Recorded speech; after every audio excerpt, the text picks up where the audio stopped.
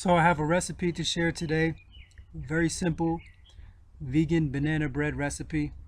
So we got bananas, baking powder, regular baking flour, sugar, cinnamon, and coconut oil. So this is a simple banana mash. I mashed 9 medium bananas with a fork. And what I'm doing here is adding 1.5 cups of sugar and a couple tablespoons of cinnamon. So what I have here is my mashed bananas with cinnamon and sugar. And I'm just adding a couple of tablespoons of coconut oil, which I will then mix into the wet ingredients, sugar, bananas, and mix thoroughly. This is a dry ingredient mix. 1.5 cups flour, 3 spoons baking powder.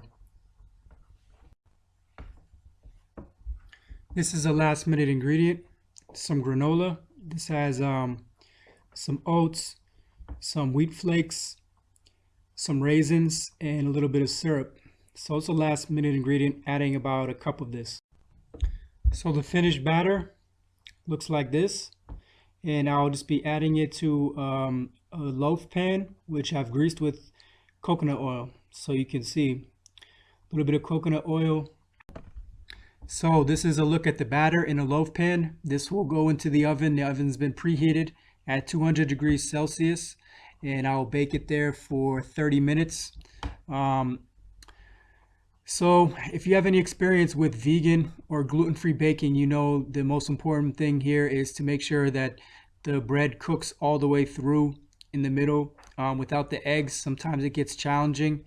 So I decided to use a loaf pan. We'll see how this comes. The most important thing is after removing from the oven is to let it completely cool for at least a few minutes. It's going to be very important. This is a look at the finished loaf. You see a nice golden brown.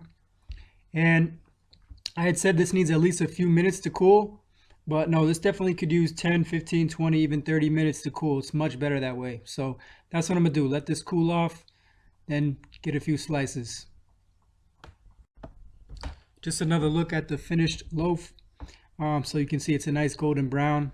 This is a gluten recipe. It contains wheat, but yeah, it came out pretty nice. So just another look at the finished loaf right here. Here's a look at the final product, the vegan banana bread. And this is a simple recipe. I'm sure this could easily become a gluten-free recipe. Simply replace gluten flour with your favorite gluten-free flour.